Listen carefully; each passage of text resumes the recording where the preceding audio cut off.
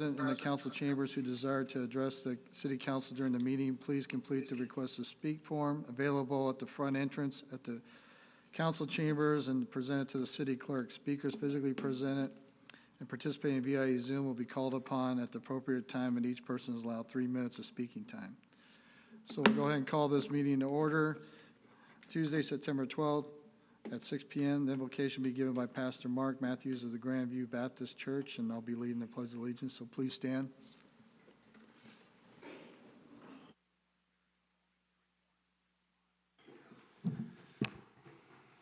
Thank you. Let's go to God in prayer. Father, it is a humbling but highly honoring experience to be standing before the council this evening and praying on their behalf and the behalf of all the people that work for our city and those that are serving you in law enforcement and protection, and even those that go out in harm's way when they're driving to get to people that have an emergency. We think of all of them at this time this evening. And Lord, I especially want to pray for our council this evening, starting with Mayor Hussey and all the way down to all the council members and those that serve together for the betterment of the city. Lord, your word says that they are your ministers for doing good, and a government is designed by you to make sure things work properly and things are taken care of in a righteous way. And so I pray for that this evening. I thank you for each and every one of them, and I thank you for their service to the city. I pray that you would bless them and their family in a very, very wonderful way. In Jesus' name we pray and give you the evening. Amen.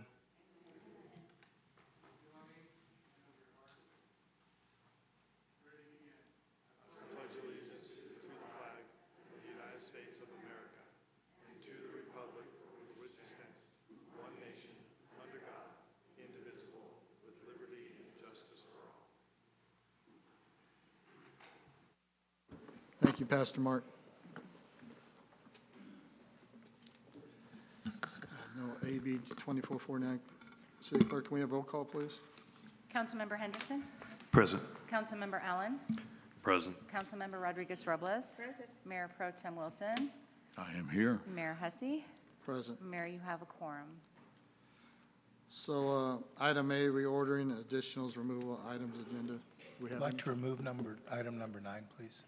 item what? Item number 9, please. Item 9. I would like to remove C8.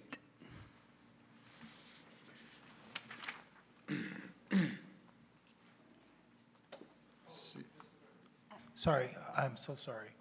Yes, I'd like to remove C8, not item number 9. I read Okay. the wrong number. Yes, thank you. And for clarification, are you removing it from the agenda entirely or from the consent calendar? Entirely, please. All right, remove entirely. All right. Do we want to bring public comment forward first? No, we'll bring that when we bring the item back. You're going to hold off on it? Okay. So special presentations none. Consent calendar. The following consent calendar items are expected to be routine and non-controversial. They'll be acted upon the city council at any one time without discussion. Any council member, staff member, or citizen may request removal of the item in the consent calendar for discussion. Is there any public comment on the consent calendar? No, Mayor. All right, before the vote, the city attorney needs to make an announcement regarding Agenda 7, if approved. Yes, thank you, Mr. Mayor. Senate Bill 1436 requires city councils throughout the state to provide a verbal summary of city council actions on salaries or benefits of the city's executive team at the public meeting in which final action is to be taken. Accordingly, before the city council this evening is agenda item 7, a proposed motion to adopt a resolution approving Second Amendment to the city manager's employment contract. The Second Amendment, if approved by the City Council tonight, would do the following. Number 1, increase his annual base salary from $215,424 to $219,732.48, effective July 1st, 2023. and that is consistent with his existing agreement. The second item is the city manager's vacation leave accrual rate would be increased to 6.15 hours per pay period to equal 160 hours annually. Thank you, Mr. Mayor. Thank you. City Clerk, you have, I do apologize. There was a written comment regarding item C4, irrevocable offer of dedication of acceptance for Condor. And that particular item is from Susan Grooms. I did place the email at each of your seats at the dais regarding her opposition to this item and her concerns regarding what she believes to be a toxic environment and the health and safety of the location of the battery storage. The email is available for public, just requesting it from my office if they want to see the entire email. And that is all. okay, thank you. Does the council have any comments on that? I just want to say, I can't get the agenda. For some reason, mine's showing it empty. Thank you. All right, so I need a motion for item 1 through 7 and a second. Do I have one? Mayor, I'll make a motion to approve the consent calendar items 1 through 7. Second. So I have a motion by Councilmember Allen, second by Councilmember Henderson. Please vote. Motion passes unanimously. Thank you. Public comment. This is an opportunity for members of the public to comment on any items not appearing on the regular agenda because of restrictions contained in California law. The City Council may not discuss or act on any item not on agenda, but may briefly respond to statements made or ask for question for clarification. The mayor may also request a brief response from staff to questions raised during the public comment or may request the matter to be agendized for future meetings. Will any public comment? Yes, sir. Johan Gallo. Mr. Gallo?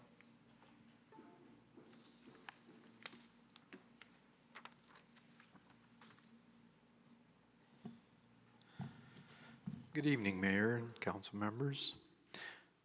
We're getting ready for our 4th annual Grand Terrace Cars and Coffee Toy Drive Cruise. And we're in the process of completing all the applications, getting all the permits, doing all the stuff we normally do. I know the mayor is looking at someday getting back to having a parade. Although this year we'll still continue doing the cruise. We're working with several faith-based groups, the Lions Club, also the Women's Club, the high school, and others to provide the toys for children that otherwise would not have a Christmas. So we will be working diligently on that. We'll be working also with the fire department, sheriff's department for their support, who have done a great job helping us the last 3 years. And so we're looking to continue that. But everything is going according to plan, knock on wood. But we do appreciate the support that we get from the Lions Club, the city, and all the businesses within Grand Terrace. I know that the Stater Brothers has stepped up. They're not only going to support it at this location, but others throughout the Stater Brothers chain. And so we're really excited about that. We've been working with Lieutenant Lane and also with the Hope Program and the Gift of Love for kids that they help during Christmas. And so we're looking forward to that, and we will be submitting our paperwork probably within the next week. Thank you for your time. Thank you, Mr. Gallo. Thank you for taking care of the less fortunate kids and everybody who's helping out. It's really appreciate it. Do anybody else? Becky Giroux. Becky?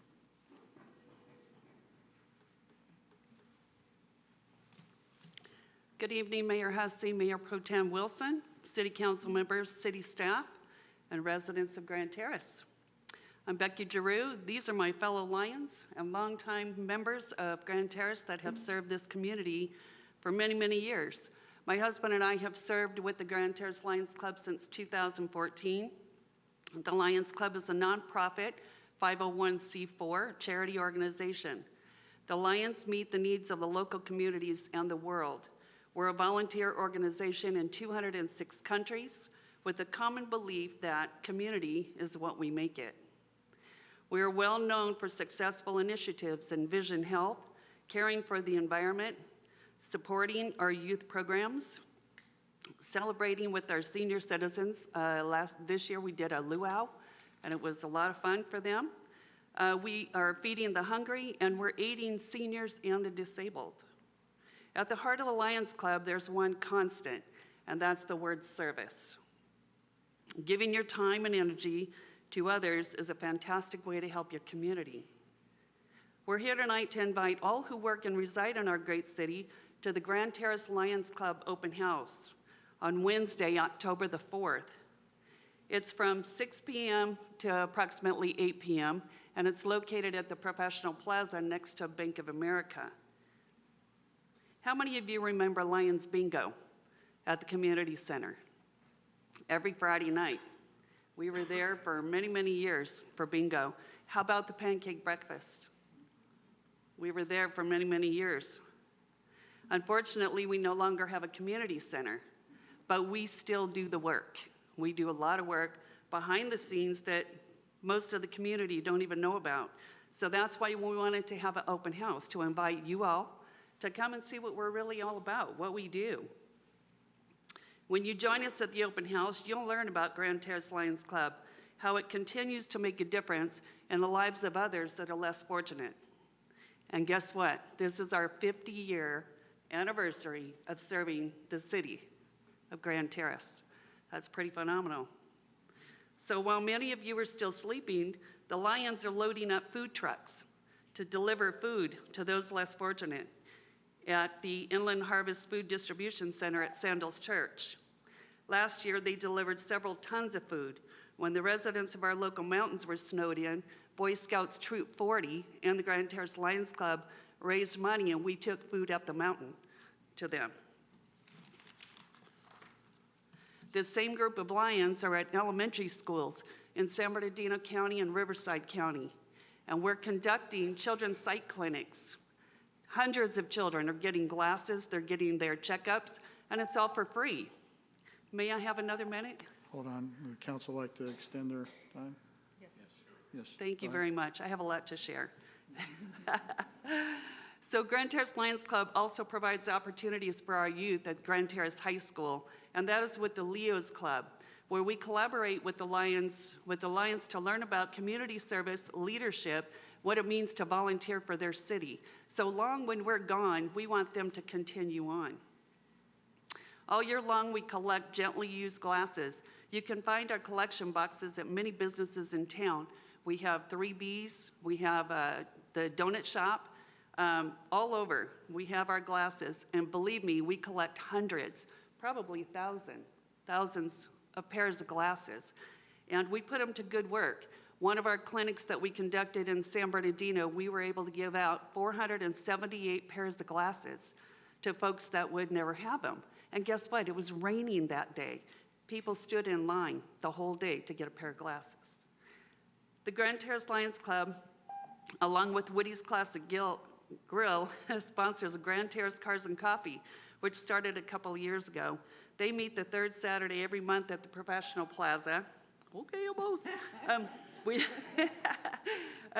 So we partner with Cars and Coffee on many things. Johan spoke about our annual car cruise. We also, at Community Days, we have a huge car show. That money is donated to Camp Teresita Pines, and that's for children with diabetes and their families. They go to learn about, their diabetes and how to treat it. So I just wanted to tell you, there's so much about the Lions Club. Come check us out October the 4th, 6 o'clock p.m. And I think Deborah has invitations for you. Thank you. Well, thank you. Thank you for continuing to serve in our community. It's a blessing you guys are here. Thank you. Deborah, we have anybody else? Adolph Lucero.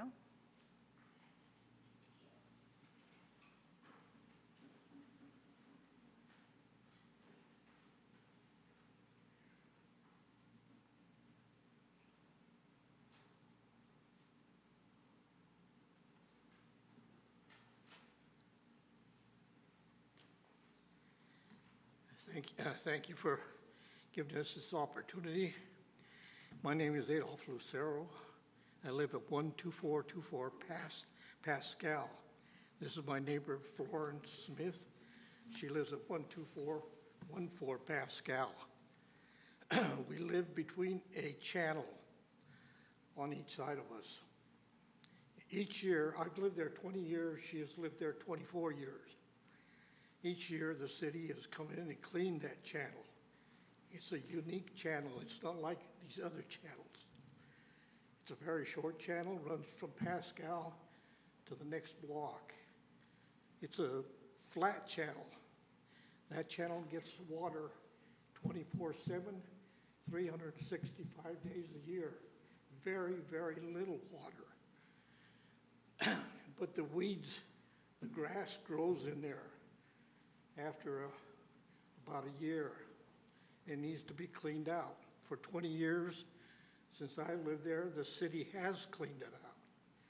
She is the same with her. The fire department has come in there and hosed out that area because it gets no water. When there is a lot of rain, when we used to have a lot of rain, yeah, we used to get torrents of water down there. On July 17th, I came to City Hall to make them aware that the grass was growing too high in there. It was starting to smell, the water was starting to back up. I met with the city engineer, I guess it was.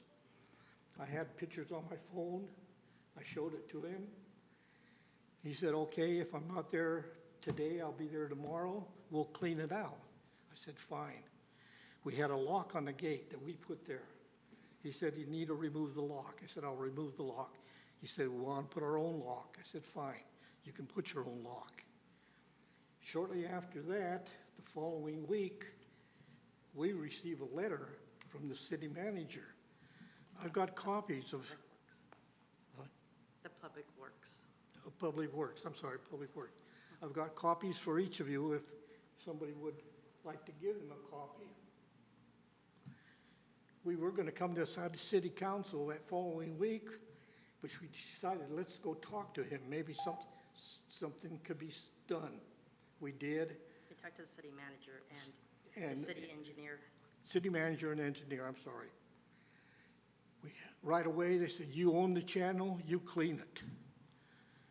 Finally, we got over that, who owns the channel? Nobody, we don't care who owns the channel. It needs to be cleaned. He agreed to saying, okay, we will agree, we'll clean out the channel if you'll clean out the weeds. If there's no water going in there, there are no weeds. Hey, hold on, sir. You guys want to give the gentleman more time?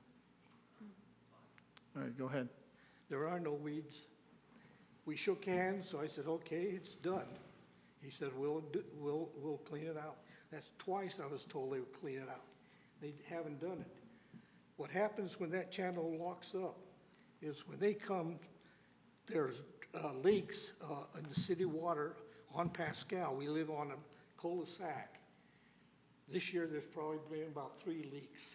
They're small leaks, but they get them there. The same place every time. City, wherever it comes in, they open it up, sump it out. They sump all the dirt into the channel. You can't put dirt into that channel. They sump it in there. They finish with the repairs, seal it up, take their hose, hook it up to the fire hydrants, wash the rest of the dirt into the channel. They're done. What he said is he wants his people to go out there, do the job any way they can, and any way they can do it, he wants it done. That's not the way to do it. You don't dump dirt into a sewer system. On the 4th of July, I didn't even know it, on Cardinal, which is directly across from the channel. Cardinal tees into Pascal. They had water breaks there. We never had water breaks there. I said, I didn't even know there was one. Early 4th of July. They open up one hole, they go in there, again, sump it out. They open up a second hole on Cardinal, same thing. They sump it out. When they're done, they wash all the dirt into the channel. That letter says you can't block the channel. We didn't block the channel, they blocked the channel. You cannot put dirt into the channel like that. We want it cleaned. That is our problem. Everybody has access to that channel. But we can't be made promises and then nobody follows up on them. All right, sir, I understand your frustration, and we'll look into it. Thank I'll you. get you an answer, and I'll have the city manager get with you, and I'll get with you, okay? Thank you. Thank you for coming out tonight and speaking. Robert Sanchez. Mr. Sanchez?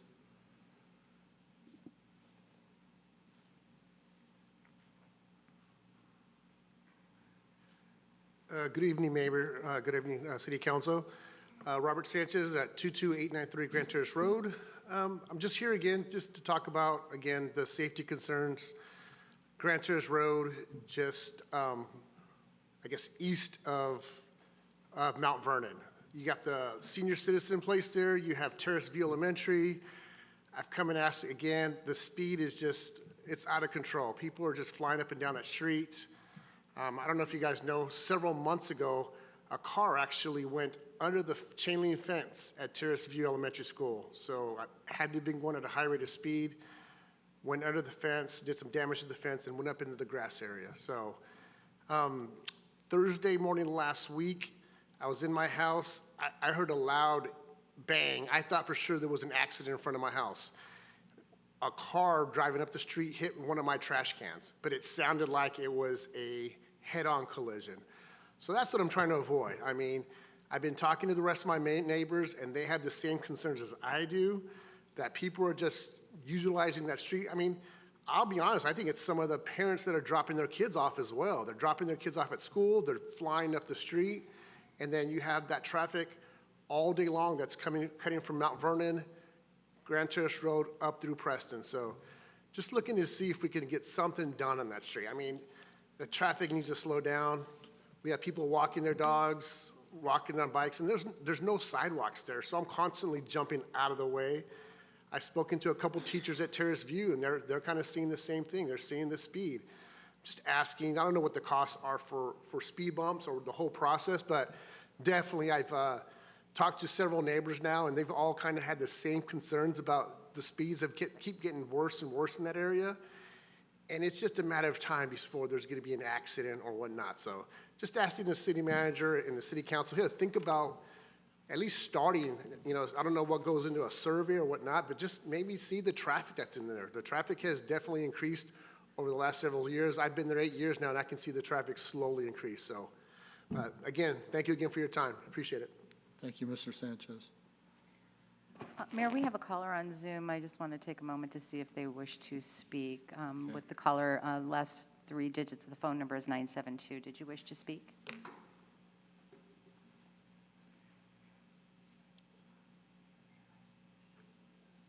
Apparently not. Okay. That's all we have. So we have any other public comment? All right, we'll go ahead and close public comment. Public hearing none, unfinished business none. New business.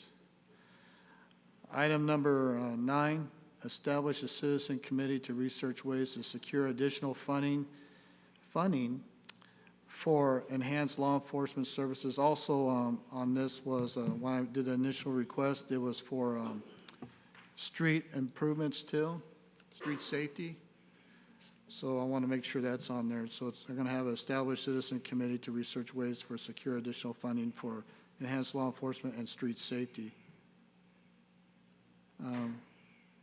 City manager? So correct. We are looking for essentially enhanced services and safety for the community. Right now, our budget, 1/3 of our budget goes to law enforcement expenses. At this point, we are expending about everything that we reasonably can. We are getting a very good value for our money spent.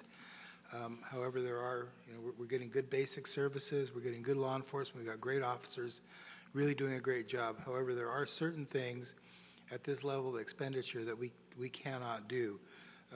Dedicated traffic resources, neighborhood watch programs, community-based outreach, and proactive intervention services that really would be nice to add to the quality of life in the community and would enhance our community. So what I'm asking from the council is direction to establish a citizen-based committee to explore mechanisms to identify funding, whatever that may be, for these services and identify additional means to deliver those services.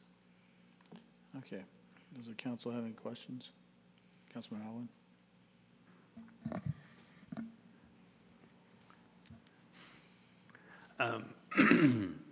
I'd like to ask the city manager or any of my colleagues here, Mr. Mayor, what they feel that a citizens committee can do that we or staff are not able to do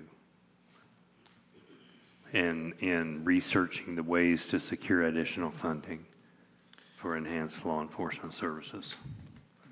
Can I answer that? Sure.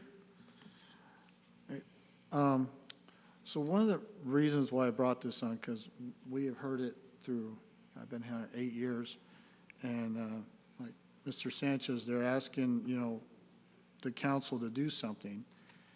And over the years, we keep telling everybody, we inform them about, the residents about how much it costs, what the cost is. And the residents want to say, well, you could get money from somewhere else.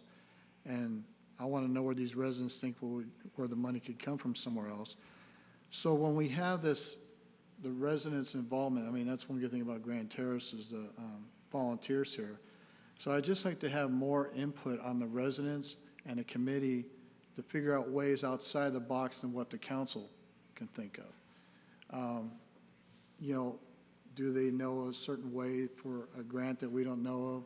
Do they know something, or can they get the word out to residents on, to spearhead, to have an idea, to come up with ways to help the council on this? So that was one of the things.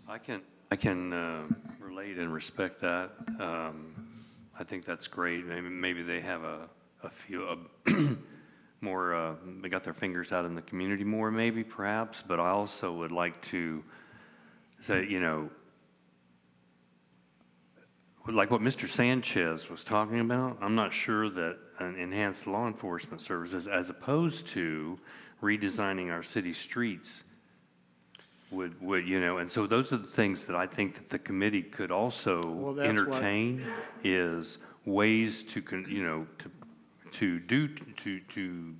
traffic or crime or whatever, not just with an additional law enforcement services, but also with, there's ways to control traffic, and we get a lot of complaints about this. So there's ways to control traffic without having to, post an officer at the intersection, every intersection we have, or run that's the point I would like to make, is I would like that committee to, if we do establish one, that they would have that sort of vision also, that sort of, thing also. Thanks. And to answer that question, Councilman Allen, that's why I put on the end, because they didn't have street safety on there, because that was part of the safety enhancement on that. Mr. Mayor, just a reminder, at this time, this is questions of staff, and then we'll come back after the public comment Okay. for. Well, I was further answering the discussion. questions for. Understood. Okay. Just noting for the record. All right. Mayor Pro Tem?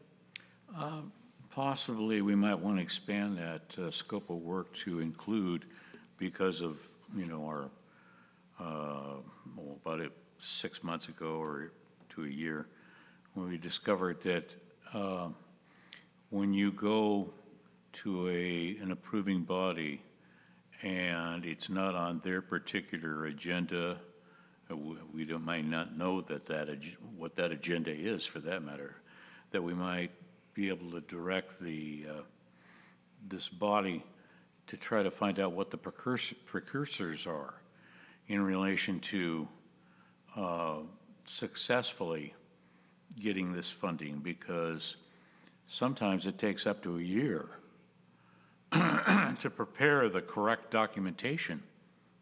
We've already discovered that with our park situation, that it's nice to get the funding, but it's not nice to get, a quarter of the funding that we need. So it's better to have, at least a stick schematic or something that a budget can be prepared on, and then go in with that information to be able to make a case. Because if we don't know what the case is going to require, then we're not going to be successful in getting anybody interested. And if we're talking about big money, the bigger the money, the more information we have to have at our fingertips to be able to be, to speaking to somebody in authority that can actually grant the situation rather than some underling that, would smile and say, thank you.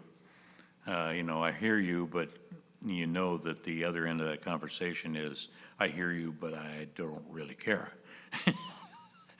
So, some kind of a list that they might make up of the items that are necessary to produce to be able to be successful.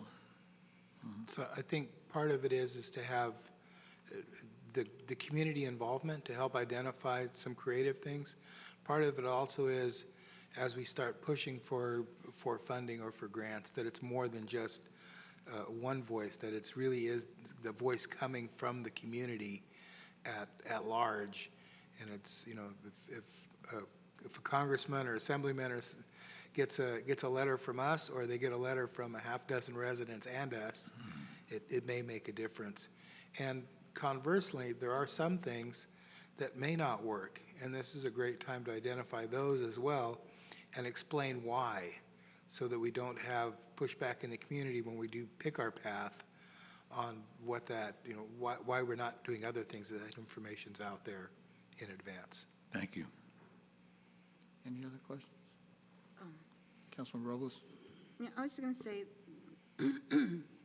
I serve on a committee for the Southern California Associated Governments, and we just had a joint meeting of all the committees. And the thing that stuck out to me, there's 10% of all the regional money that's going to go to active transportation, and that's bikes and pedestrian and all that. And there's also the safe schools, sidewalks things. And when I was looking at that, it was kind of frustrating because we're limited on staff, but we also need the citizens, would these be able, all these funding opportunities be shared with them?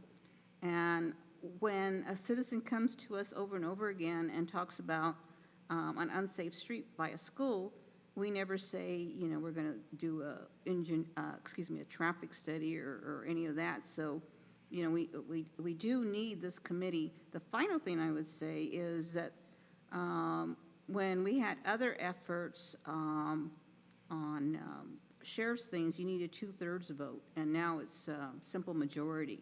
But again, this has to come from the community. It can't come from us, because us asking you guys to tax yourself doesn't play very well in Kansas. So that's all I have to say. Thank you. Mr. Henderson? Thank you, Mr. Mayor. In my view, the answer to Mr. Allen's questions is that citizen initiatives are typically more successful than legislative initiatives. And if history is any indication, here in Grand Terrace, a wide cross-section of the community participating in this process is much more favorable and desirable than to have the city council sit up here and determine, as it normally does, what approach to take. I have some suggestions if we do successfully establish a committee, and that would be to have the broadest cross-section of citizens in the city of Grand Terrace on this committee. There was a committee established about 10 years ago here, and the council initially had 5 or 7 people nominated, and 17 people applied. And over the course of the evaluation, the council decided to appoint all 17. As it turns out, it was 15 because one person moved out of town and the other person took ill. And the 15 people that served on that committee represented all aspects of Grand Terrace, and there were some very informative, intelligent discussions as a result. So, usual suspects, yeah, they're still welcome, but I would like to see it broader than that. The other thing is the education that the committee might receive from city staff and from law enforcement. My recommendation would be to have the finance director and Lieutenant Lane walk the committee through the constraints that the city of Grand Terrace operates under on an ongoing basis so that they understand the position that the city council is in terms of its budget exercise that it goes through every year. So, by example, if Lieutenant Lane could explain the constraints on his operation with one officer essentially per day and maybe a half-hour overlap on shift change, protecting the 3.6 square miles of the city of Grand Terrace and the 13,500 citizens, I think everyone can appreciate how difficult an exercise that is. In municipal finance, public safety is always the most significant aspect of it. In some cities, it's police and fire. For the city of Grand Terrace, it's police. And when you look at what our general fund finances, and then you remove the public safety component, you see how limited the city of Grand Terrace has been and how skillful various city councils have been throughout the years to stretch the few dollars that Grand Terrace receives. So I'm hopeful that my colleagues will support this recommendation for the reasons stated and many others as well. Thank you for your time. Thank you. We kind of went out of the question, but, Conrad, so if it does go, what would be the steps? What kind of applications will they do? And how long will the application be out? 30 days or? I think we'd identify how we're going to get the interest out there, so we'd have to get the posting information and get the application period. 30 days sounds like a reasonable period. And then to make sure that in some cases, we may reach out to specific individuals too, maybe subject matter experts, or represent a segment of the community that's typically underrepresented, that we can get their input and feedback, because there's, I forget which one of you made the comment, the usual suspects. It's easy to get that pool together, but to get the individuals that really aren't typically involved, and I found that those are the ones that really bring the creative thought and make us think on the fringes. So we'll put it out for application, as well as, like I said, in some specific instances, ask people if they would care to participate. And how many times a month will the committee be meeting, would you recommend? I think probably once a month, at least originally, because it will take some time to set some groundwork and then bring the committee up to speed. So there's some homework involved. This is not going to be a show up at a meeting and have a cup of coffee and go home. There'll be homework, research, education to bring this committee up to become essentially the city's experts in this field. And I love the idea of the finance director and the sheriff's lieutenant involved in this. And then as the committee sees their need, we'll adjust the frequency. So will the committee recommendation appoint a chair, a vice chair, and a secretary? It would be up to the committee on how they structure themselves. So we'll just give them guidance and we'll let them. We'll leave them as free form as possible to give them a task and let them accomplish it. Let them accomplish the task. All right. Does anybody else have any questions? All right. Do we have any public comment? Johan Gallo. Mr. Gallo.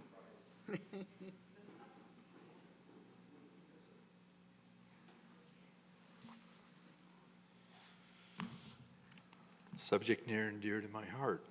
We've only been talking about it for 6 years, so I appreciate you having it on the agenda, and I appreciate that we're moving forward. I recently met with Councilmember Pro Tem Wilson. We looked at the traffic for Grand Terrace back to 2018. We were seeing 11,776 cars through the city a day. They projected back then that we were growing at about 14%. So that puts us at 22,674 cars today. And that doesn't even begin to take into consideration the growth in High Grove and all the surrounding areas. So let me just go back in history for a little bit. Citizens do get stuff done. The sad part about it is Bobby Forbes, myself, Kelly Brule, and many others worked a petition for 6 months for a slight 0.25% tax increase to get more sheriff coverage.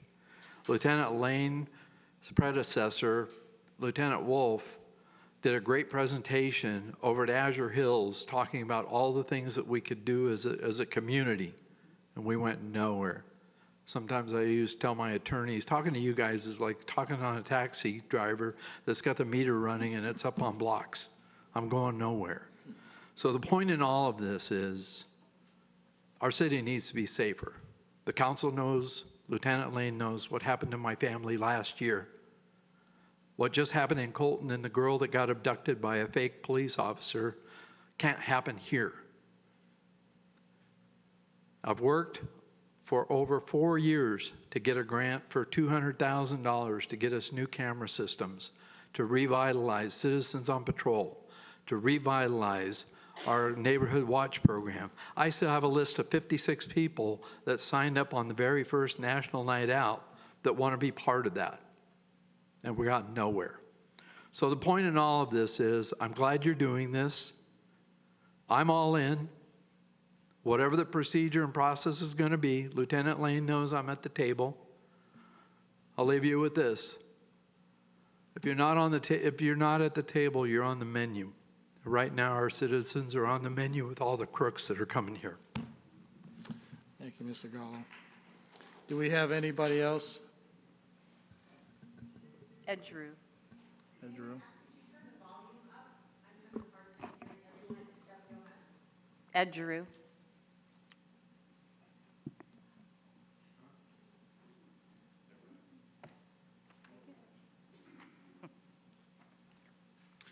Mayor, council members, thank you. My name is Ed Giroux, and I'm also the chairman of the Planning Commission and Architectural Review for the city of Grand Terrace.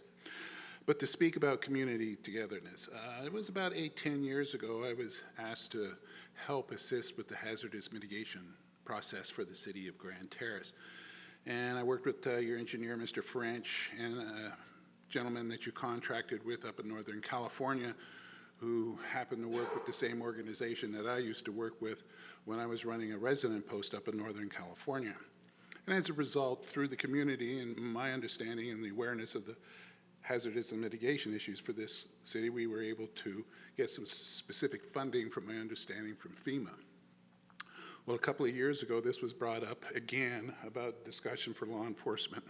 I haven't spoke to Lieutenant Lane about this, but I'm sure the Sheriff's Department uses the same contracts and grants that they can get that the California Highway Patrol used to do. When I was running the resident post up in Northern California, we went from a 3-man resident post to an 8-man, 9 counting me. As a result of that, they needed a full-time supervisor there, and I was selected by the state to run that resident post.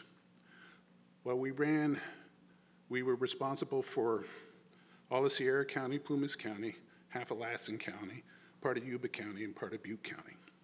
Those sheriff's departments were small, and resources were small for those agencies. Well, the demand for services, once they found out, hey, the Highway Patrol grew over 300%, let's start sucking their resources to help. A lot of these communities, such as Grand Terrace, only had a few officers working. One bad incident, you know what happens. They're all tied up, investigations, jails, hospitals, so on and so forth. CHP was called to come in and do all general law enforcement. Some of my boys were happy, some of them weren't too happy, but that's the process of mutual associations with other law enforcement agencies.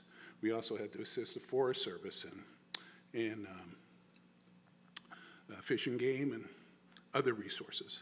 So as a result of this whole process, I started asking questions like, is it reimbursable, so on and so forth. Found out through a legislator out of Susanville, there are multiple state, federal grants available to all communities if they seek them out to help with law enforcement. I brought this up a couple of years ago because I made a comment that it takes a commitment from the community to put in and conduct surveys, and I was shut down immediately. We will not do any surveys. I think I was misunderstood about the surveys. These surveys are done by your community service officers. Are very simple things. There's grants out there for cell phone. There's grants out there for signals. There's all kinds of grants available that you can use. And I'd be more than willing to talk with Lieutenant Lane or the council members how this process can assist with enforcement purposes. Thank you. Thank you. Do we have Michelle anybody else? Sabino. What? Michelle Sabino.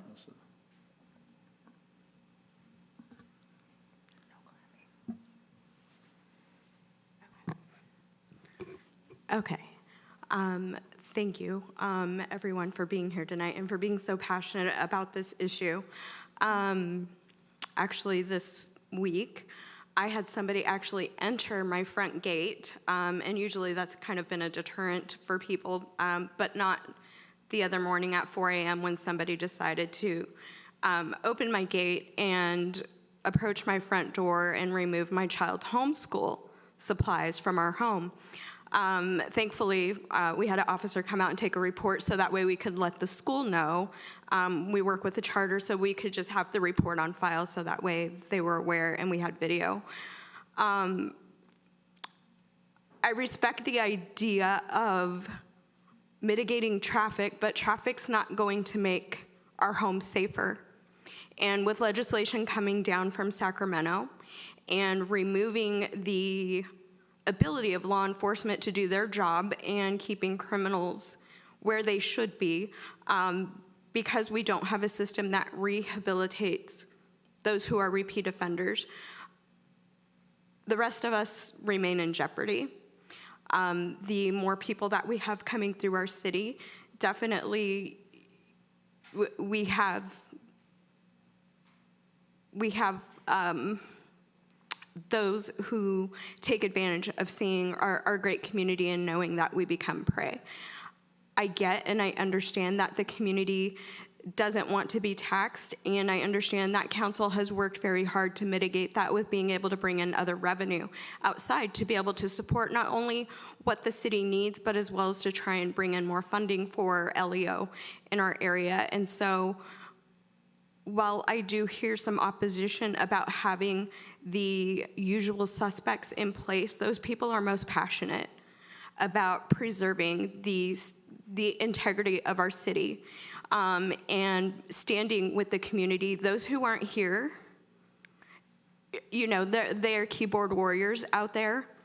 And if they want to put their money where their mouth is, then they should be here tonight, because these items are public, they're public knowledge. And so your usual suspects are going to be the people who stand by the city and understand the business needs of what you guys are working towards, as well as being the liaison and the bridge with the community and being able to help get that through. We should have a voice and a seat at the table. Thank you.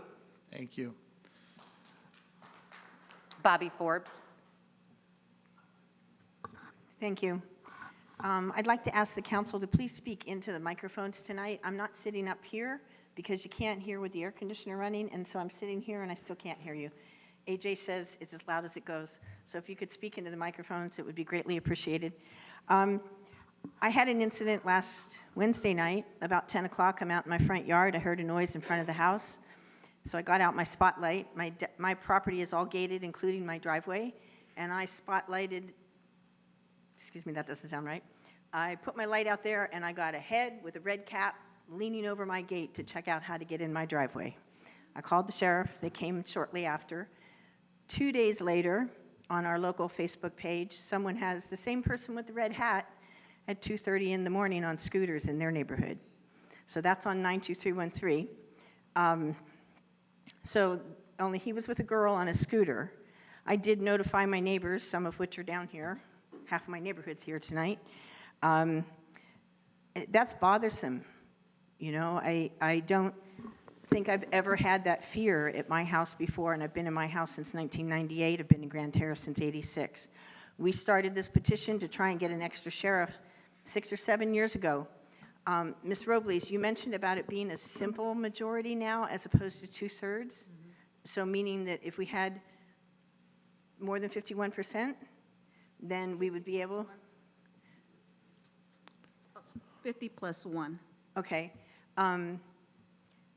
So I worked my butt off trying to get that started 7 years ago. Johan and Kelly and some others came in, and we all worked really hard to try and get it on enough signatures so that we could get it on the ballot, and it didn't pass. I don't think the community understands the importance of having a slight increase in our taxes to make our city a better, safer place. That's really disappointing to me. When I'm selling a house, I try to get the highest price I can for the people that are selling it and keep our values up so that we have a nice community. But we have a problem here right now. I see it every day I'm on the streets, and I see it on Facebook, good, bad, and indifferent. And a lot of people like to complain on Facebook. We all know that.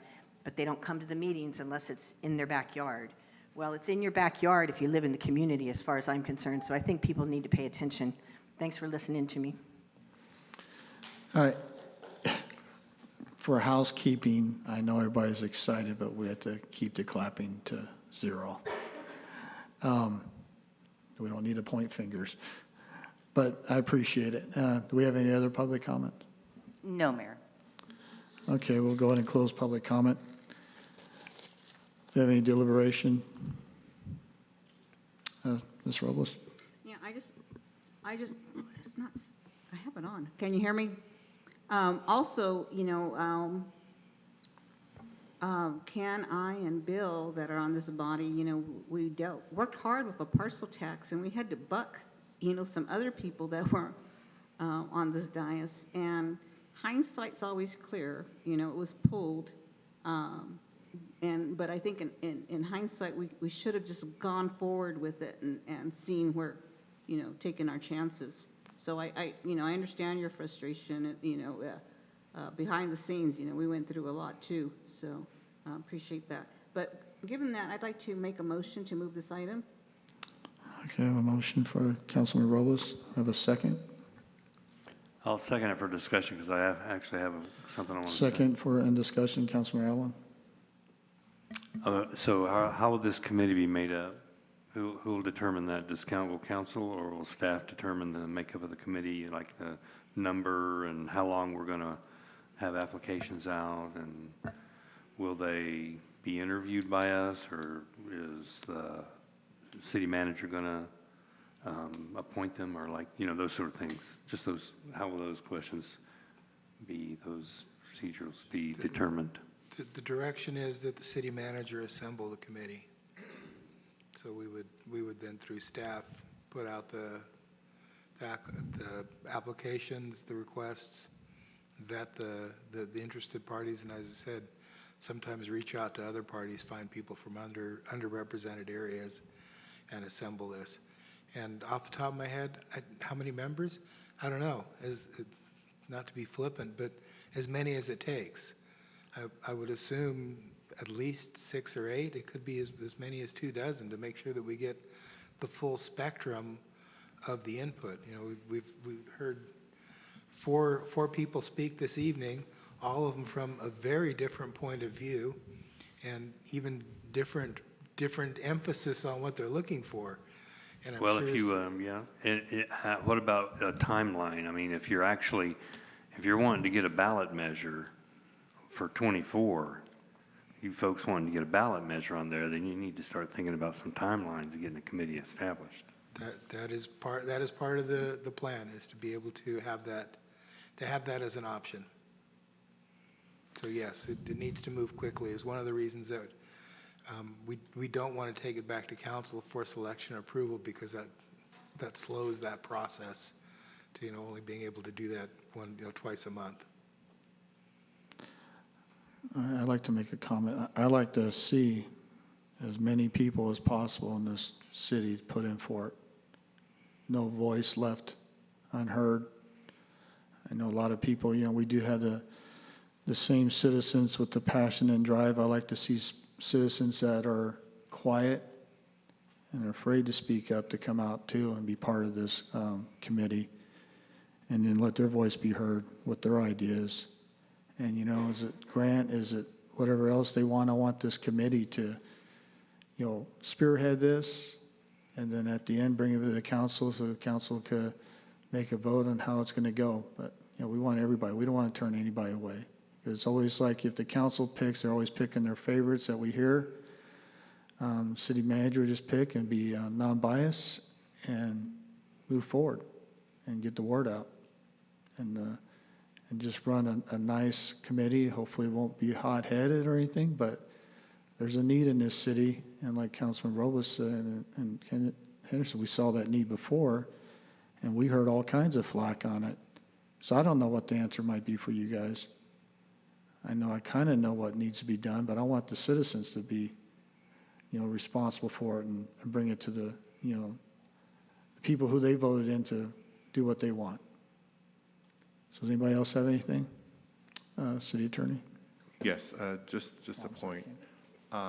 As an ad hoc committee that is not subject to the Brown Act, the ad hoc committee must have a limited duration, a specific timeline, and a specific purpose.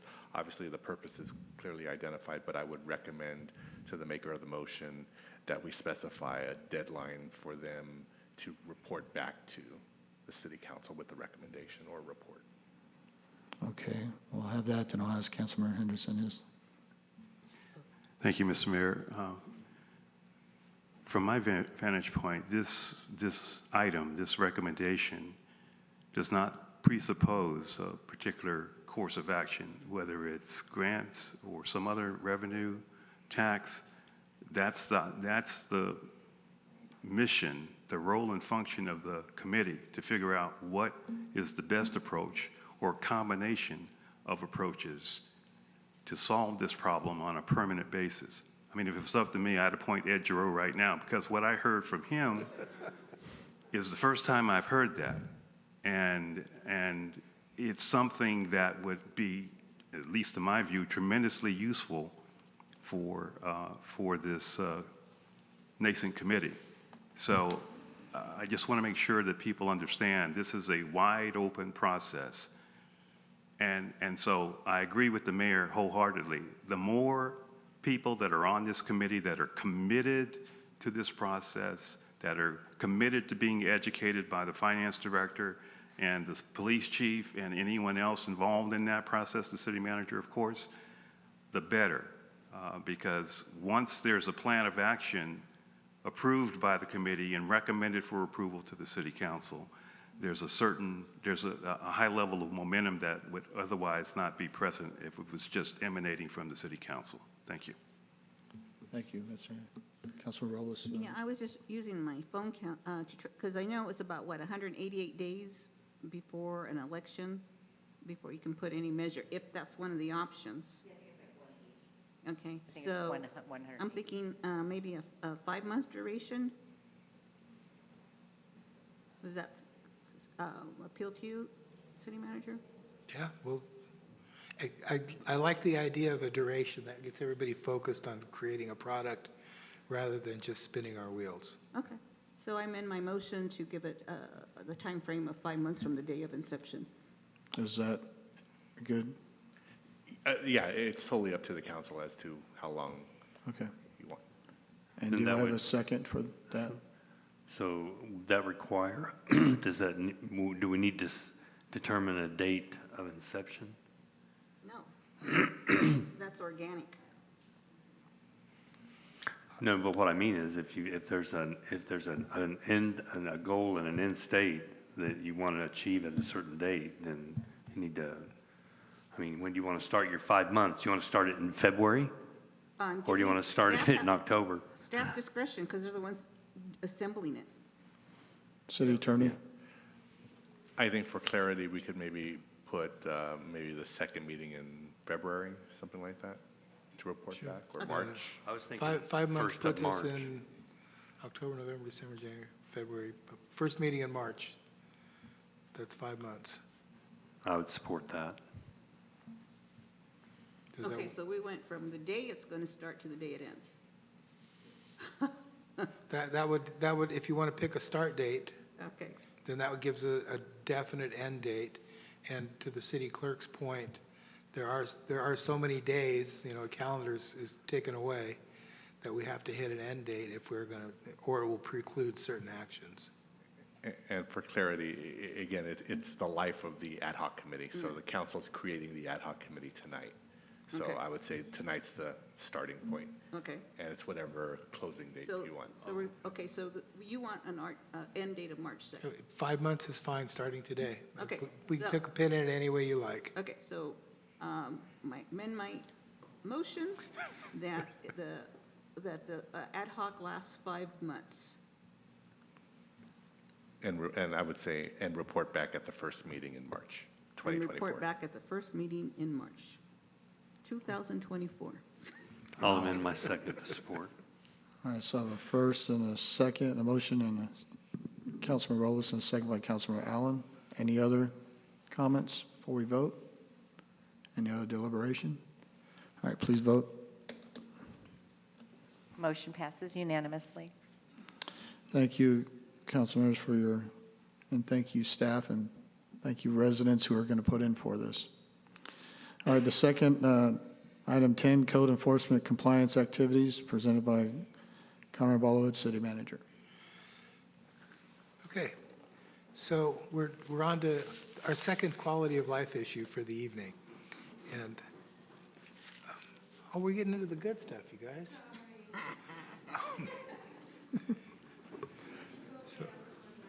Lions So Club one- should stick around for this as well. You'll like it. We really approached code enforcement over the last year and a half as looking at a gentle way to get compliance. And it's probably been one of my big failures. And we have not gotten the compliance that we've been seeking. We've not gotten the activities that we've been seeking. We've worked, asking please and please, and there's the story about the old farmer. He said, ask the mule really nicely, but then the guy comes down the road and he's hitting him over the head with a 2x4. He says, well, you ask him really nicely, but first you got to get their attention. So this is our opportunity to get our attention, and what we've selected is 3 specific areas that are clearly definable, clearly visible, and will probably make, as far as a beautification and a quality of life impact, the largest impact on the city, which are weeds, illegal parking, and RV storage and parking. Those are the ones that we tend to have gotten the loosest on. Did we? Oh, this one never got the battery changed, did we, from Planning Commission? AJ, can you hit me, please? Thank you. So what I'd like to do this evening is clearly define what we're looking for the council and the public, and then how we will address those as we go forward. So this is what we're looking for for weeds. If they're in your front yard, if they're in a public view, if they're somewhere that is visible from the street, anything that is higher than 12 inches, that's kind of middle of your calf, is considered weeds and needs to get mowed. So if you have to pick up your feet to walk across the yard, you have weeds that need to be mowed. And we will be addressing those.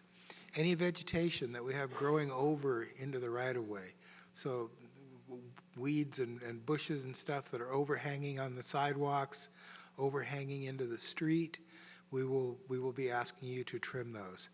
If it's not in public view, sometimes we get complaints from people, neighbors or whatever, for weeds in the backyard. We're a little more relaxed on that. So anything that's exceeding 5 feet, so about my eyeball level, which is a pretty tall weed, is something we will be after in those areas that are not in public view. Can we go to the next one? So, and those are very clear cut as far as weeds, and we'll talk about how we're going to enforce this at the end here. For illegal parking, and some of these, I remember in driver's ed, they covered these pretty clearly, but we're seeing these routinely throughout the city, and we will be dealing with these as we see them.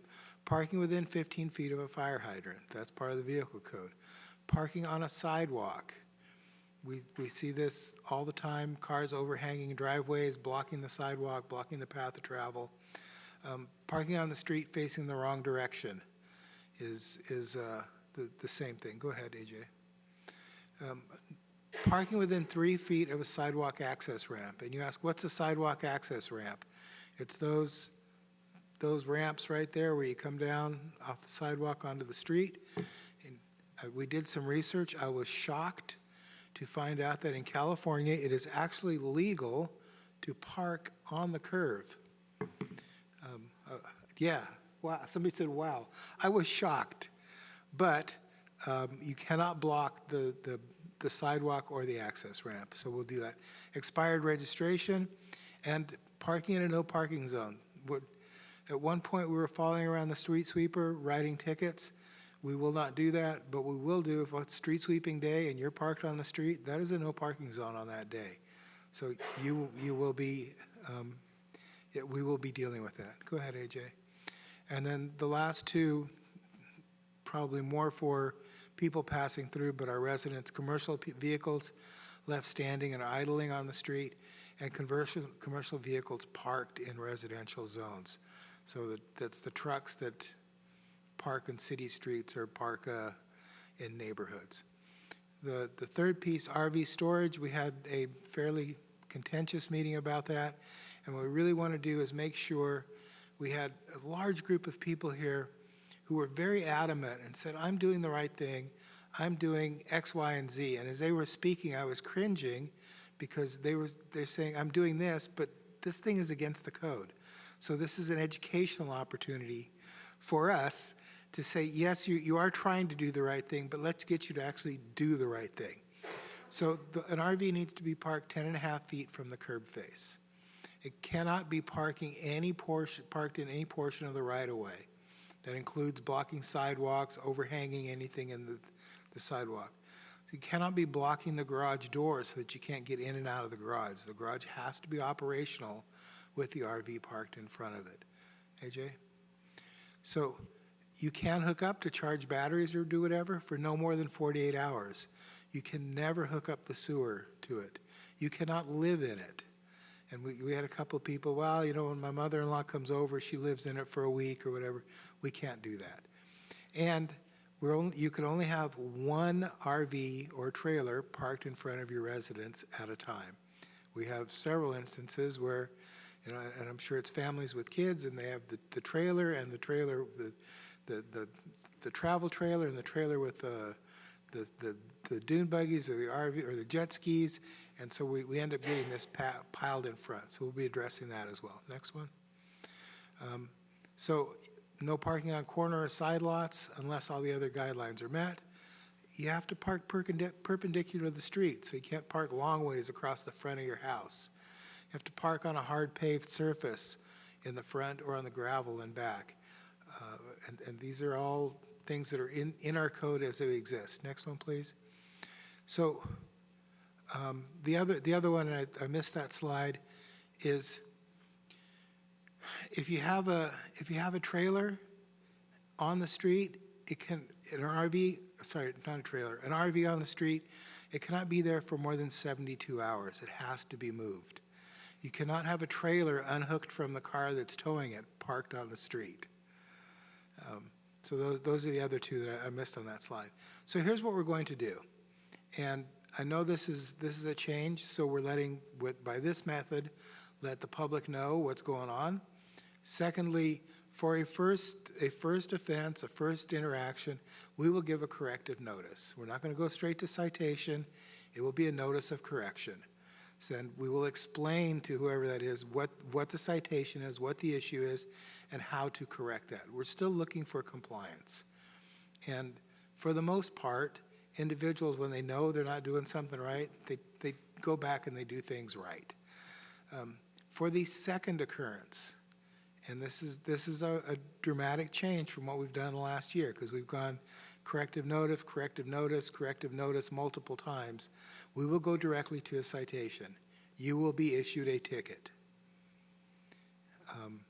We will not waive the tickets, because when we start these things, there's a line of people in City Hall wanting to talk to me to waive the tickets. Right out front, I'm not waiving tickets. The third citation, we will take you straight to nuisance. This is a public nuisance now. You've been asked. You've been given time to correct. You've been cited. You've been given time to correct.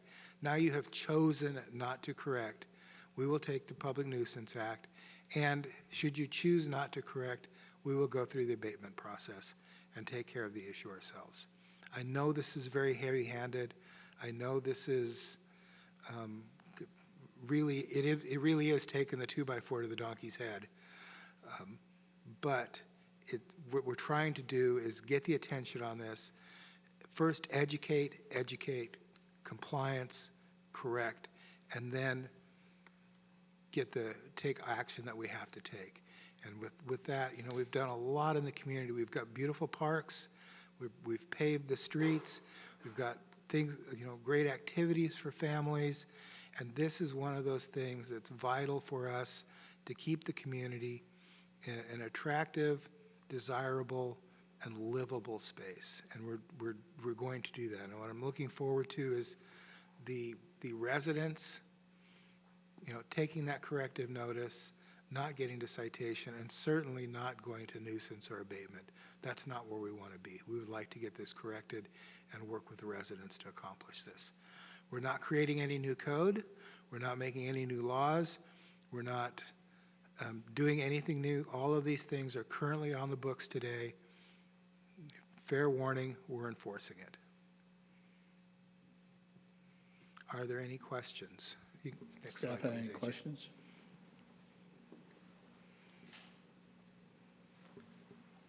No? You do? Councilman Allen? Thanks for that. That's pretty encouraging, Mr. City Manager, about the approach you've decided to take. I would like to ask you if you're going to be able to increase the amount of attention and use this kind of approach with some of the buildings we have, you know, that need painting or that have, you know, rotting wood facades and things like that. Will we be able to use code to, you know, spruce up and get our city looking better? There is language in the code that addresses that. It's not as clear cut as these specific items are. So I specifically chose these 3 items because they're very clear cut. Yeah. I can put a tape measure on a weed. I can measure where the trailer is sitting. So those are very clear cut. Whether or not the paint is peeling, but to answer your question, yes, we will.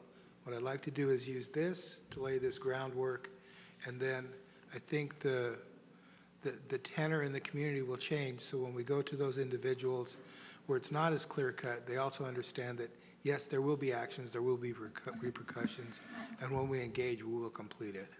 Well, do we need to make it more clear cut? I mean, we're the legislative body, and we write the ordinances and that this city runs on. And if we wanted to say to commercial property owners, you can't let the paint peel off your building to the point where raw wood is exposed to the weather, can we say that? Or is there some like overbearing state law that says you have to release prisoners from prison early and you can't make them paint their houses?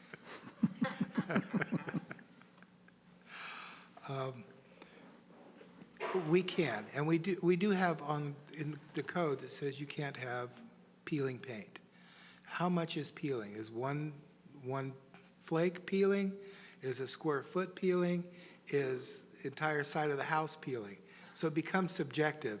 These are very objective, and so to answer your question, we have codes for that. If I'm going to get in a fight, I'm going to get in a fight on the objective ones first, and then we'll go on to the more subjective ones. I agree with you, it is a problem.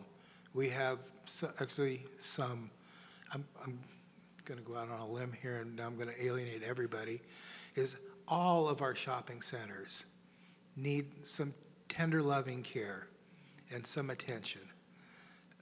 They are not to the standards that a community like this should have. We have several commercial buildings that need that. We have a lot of residential buildings that need a little bit of loving too. So as we get compliance on these, we will work for compliance on the others, because there's a long list of other items as well. trash cans being left out is another big one. So to your point, yes, we will put this on the list. It's not our first attack. Do we have enough code enforcement personnel to carry out this task? They will be stretched, but I think so. We have two officers. They overlap one day a week, and since the senior bus is out of service, we have pressed our bus driver into code enforcement, deputized them as well. So we have the bodies. We will be stretched. This is a lot of work, but part of what will close that down is we will not have a bunch of open cases. By accelerating the process, these things will be resolved quicker.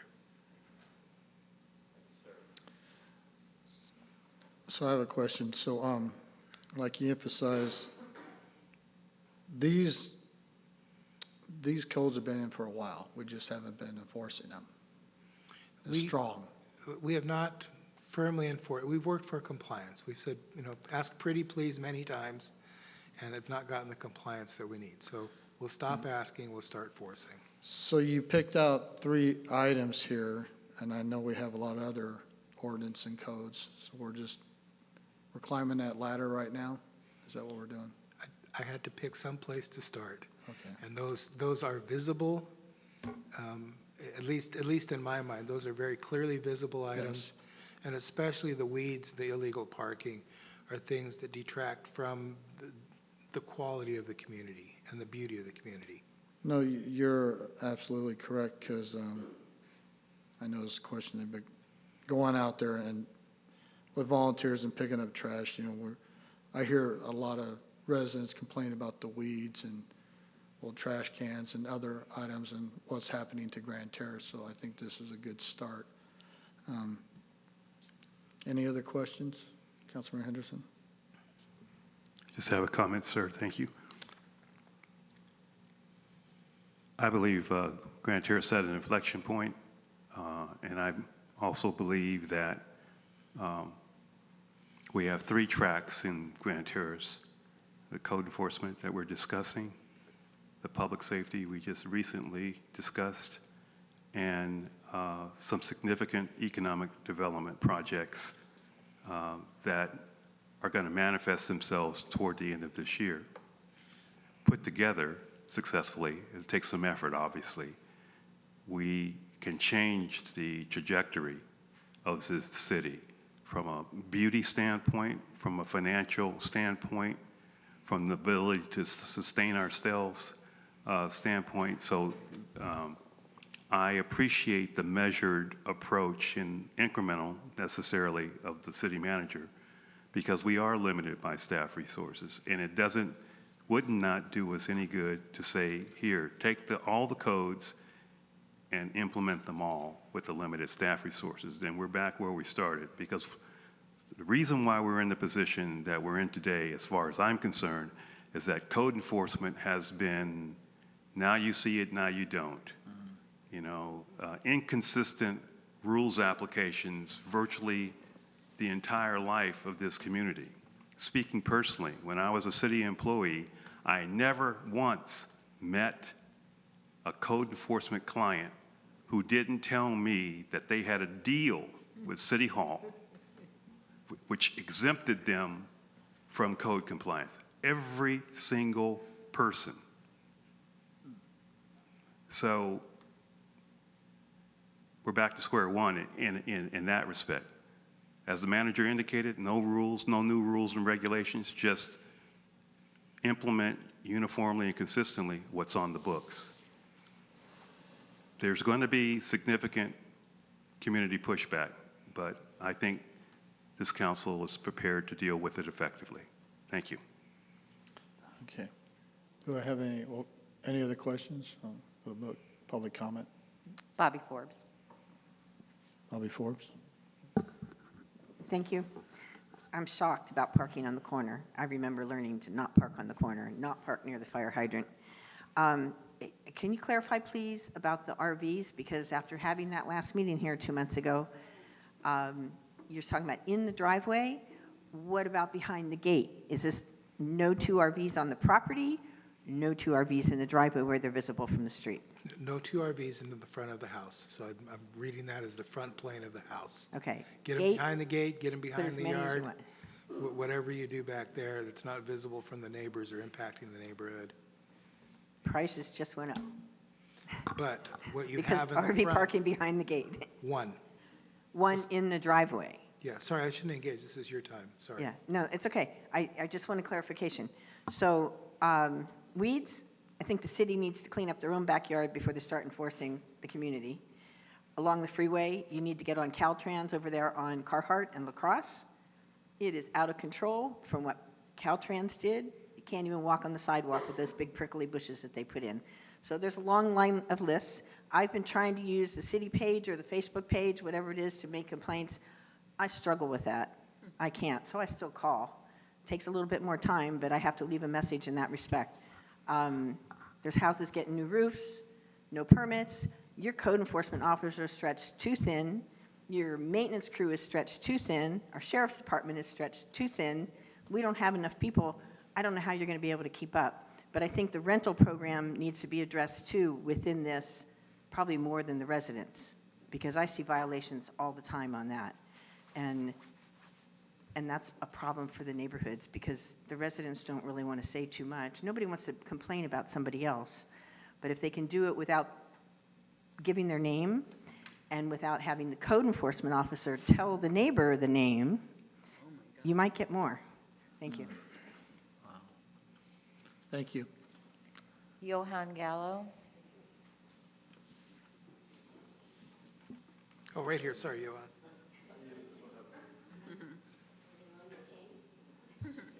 You know, I'm sitting here and I'm listening to all of this and all the things we're going to do to clean up our city. And I think tomorrow morning might be a great opportunity for somebody from the mayor's office or the city council to come talk to the Grand Terrace Chamber of Commerce.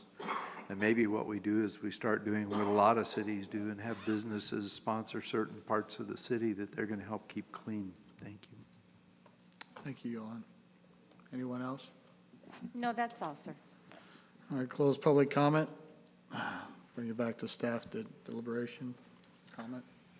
This is just a receive and Oh, file. receive and file? That's it. All right. Unless you want to tell me not to do this. Oh, no, we need to have it done. So do we need to vote on receive and file, or just receive and file it? I usually make a recommendation All right, to. so recommendation, I make a motion to receive and file. Second. first and a second, please vote. Motion passes unanimously. Thank you. All right. Future agenda items, none. City Council communications, Councilman Henderson. Thank you, Mr. Mayor. I know that all of you are waiting with bated breath to hear about my reports. Unfortunately, I left my notes at home. And I'm sure you're all tired of hearing from me, so thank you for that. Thank you. Councilman Allen? Thanks, Mayor. So, Johan mentioned it, and I had it written down here. I wanted to make sure and mention that I don't have anything to report about where I went, but I just want to remind folks the Chamber of Commerce meetings tomorrow morning at 8 a.m. at Woody's. And September 22 is Native American Day. And so I just want to put out there and that to everyone that September 22 is Native American Day, and so I'm happy for that day. And there is an event at Cal State San Bernardino at 6 p.m. if you're interested, hosted by the San Manuel Band. Thank you. Thank you, Councilman Robles? I have had some meetings, but I'm going to defer because I haven't had time for notes because the meetings are back to back.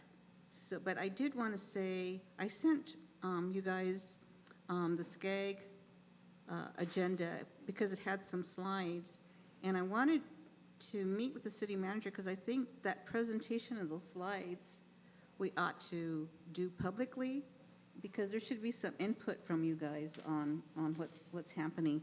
And basically, it took me all this time to figure out with SCAG is that basically we're just a sounding board. They're informing us about this process because we have like after the SBCT general meeting, then they sit and they say, maybe you could ask this question or whatever. And then you go and you have this joint meeting with 96 people on Zoom and 30 people in there. So really they, at one point they were telling, cut the mic on some people. So, but, because I think, and I said in my comments real quickly to them, we're only successful as this work plan is by bringing it to the local level and having a discussion and educating all of us on it. So if the city manager, if you don't mind, we do those slides and have a discussion, I'd like to do that. And thank you. Thank you. Mayor Pro Tem. First, I'd like to announce that tomorrow, Wednesday, is International Chocolate Day. That being said, the mayor was gracious enough to allow me to be in his stead for a meeting that was held over in San Bernardino at the Crestview Terrace Project, an Arrowhead Grove community located at 575 East Baseline Street. And if you're not familiar with that area, that's an area that was cleared with a couple of areas in relation to Section 8 affordable housing. They built 184 units there at that site, and the purpose of the meeting was to have a roundtable discussion with several of the mayors within the Inland Empire, and I, being the mayor pro tem, was there on behalf of our mayor. And after we waited for about an extra half an hour or so, Pete Aguilar, our California Congressional District rep for the 33rd District, was in tow with Marcia Fudge, who happens to be the U.S. Secretary of Housing and Urban Development. And so we actually had a cabinet member that we met with and had a roundtable discussion about affordable housing.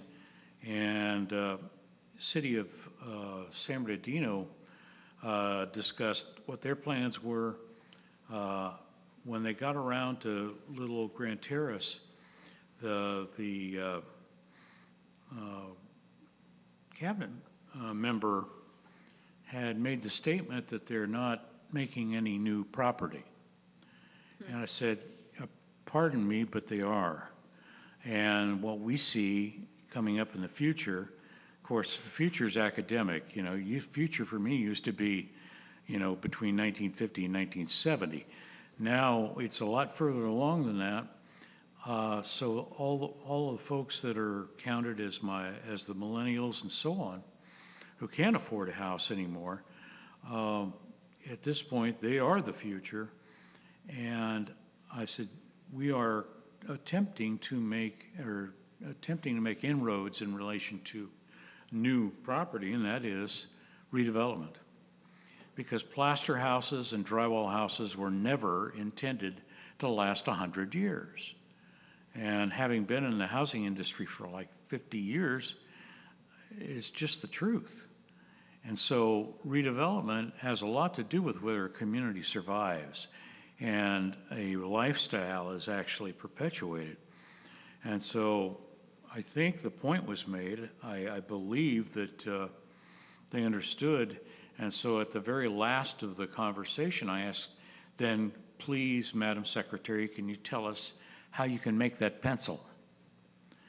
Because the current legislation does not support rezoning and regeneral planning that actually helps us create housing environments that are affordable other than Section 8. And when you put a Section 8 housing in the middle of a bunch of residential units that are already there that aren't 100 years old, you're going to get an uproar.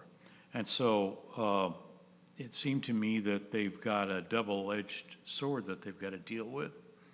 And I don't know that the federal level is going to help a whole lot, but I certainly know that the local level is where the gas pedal lies. That redevelopment is going to be the key to us eventually, and I know it's an ugly word, but it has to be realistic. And so anyway, it was a great opportunity to meet with Maria Razzo, who is the Executive Director of Housing and Urban Development for San Bernardino County, and Lorraine Kindred, the VP of Public Affairs for National Community Renaissance, and some people from National Corps who made the rubber meet the road and actually installed these units.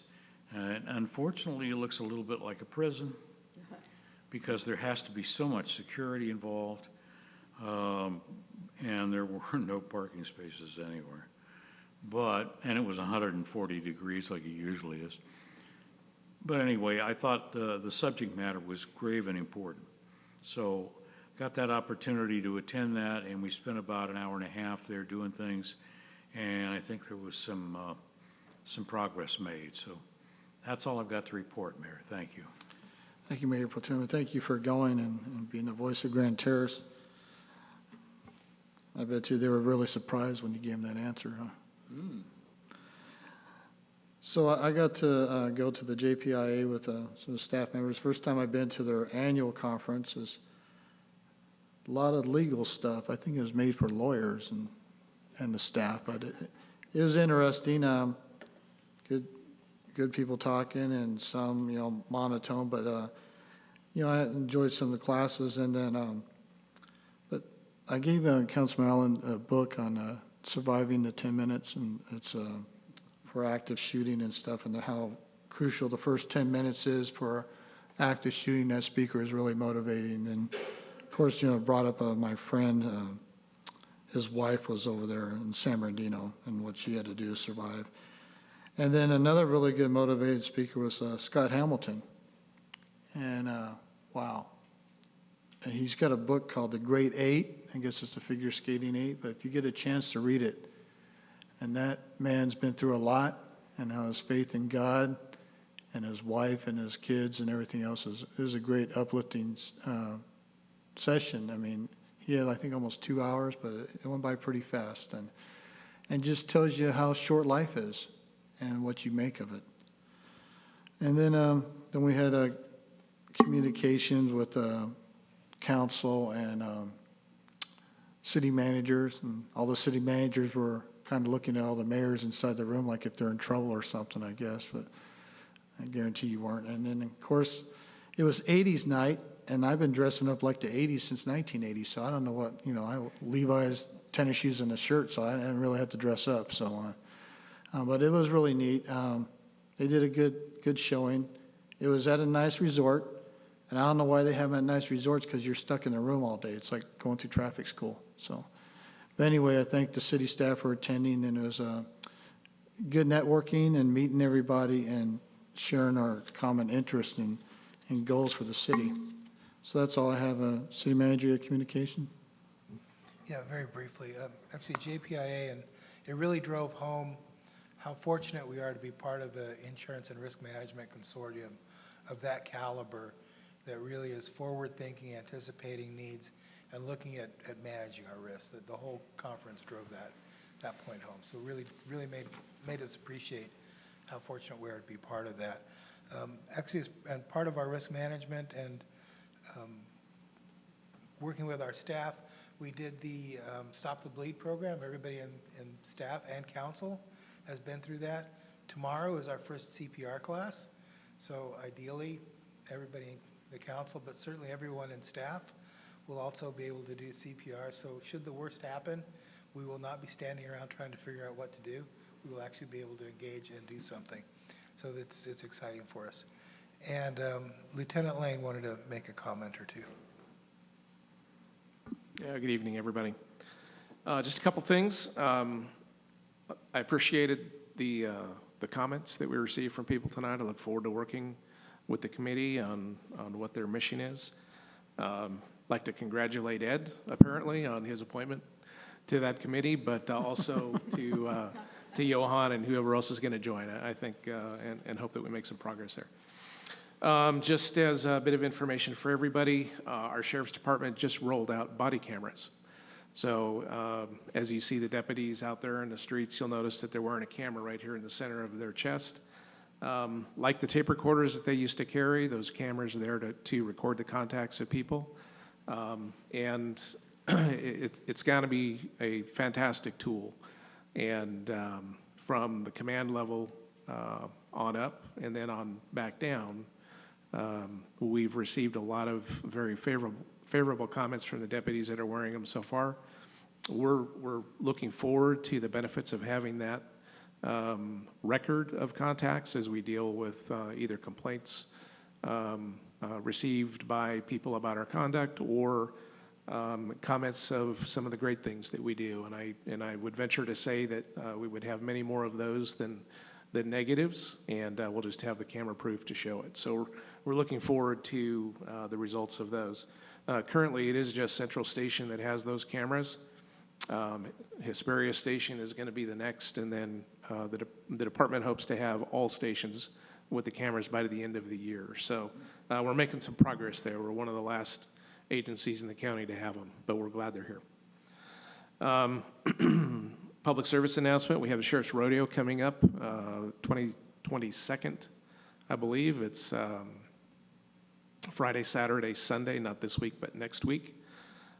It's a great opportunity to come out and see rodeo if you haven't ever been. It's a great charity event as well. All the proceeds go to children's charities in the area, and it's a lot of fun. So I would encourage you to come on out if you've never been.